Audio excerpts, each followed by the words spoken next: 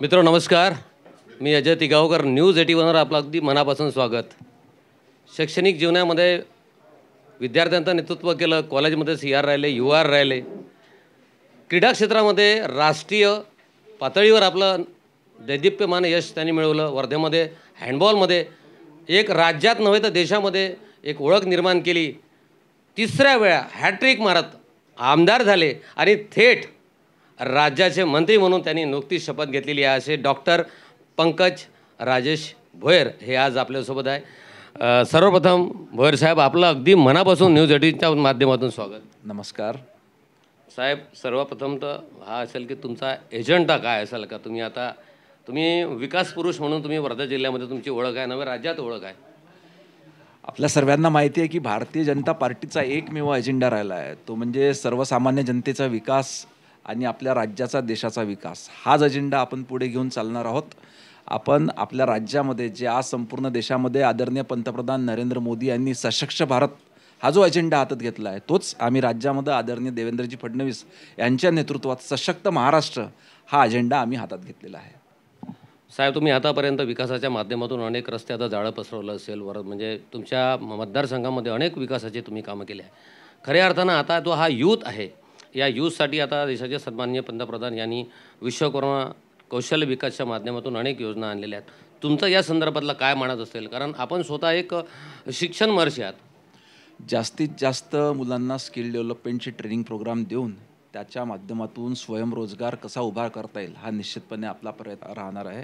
कारण स्वयंरोजगार हा बेरोजगारीवर एक खूप मोठा उपाय आहे आणि स्किल डेव्हलपमेंट ट्रेनिंग हा फार मोठा कार्यक्रम आदरणीय पंतप्रधान नरेंद्र मोदी यांनी देशभरात चालला आहे. त्याचीच दिशा आदरणीय देवेंद्रजींनी राज्यामध्ये दिलेली आहे. आपण बघितलं की इतिहासात नाही एवढे स्किल डेव्हलपमेंटचे ट्रेनिंग प्रोग्राम आपल्या राज्यामध्ये या ठिकाणी चालू आहेत. विकासाचा नव्हे देशाचा केंद्रबिंदू हा शेतकरी आहे. आणि आपण पाहिलं असेल की आपला जो मतदारसंघ आहे हा शहरासोबत शेतीपूरक व्यवसाय किंवा या संदर्भात थोडा मागासलेला आहे.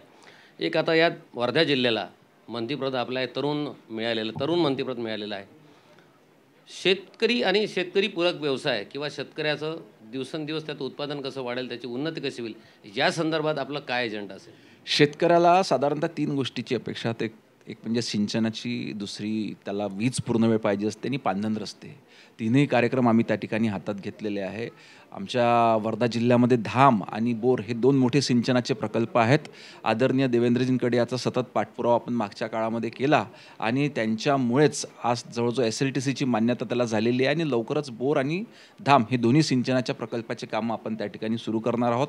पांधन रस्त्यांच्या याच्याकरता देखील निधीची मागणी आदरणीय मुख्यमंत्र्यांकडे केलेली आहे आणि वीज देखील आपण जास्तीत जास्त वेळ शेतकऱ्यांना कशी उपलब्ध करता येईल याचा आपल्याकडून प्रयत्न त्या ठिकाणी चालू आहे.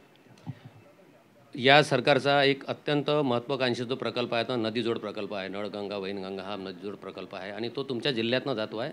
किंबहुना तुम्ही वर्धा जिल्ह्याचे आज प्रमुख एकदा मंत्री असल्यामुळे या संदर्भातलं काम पूर्णत्वास कधी येणार आहे?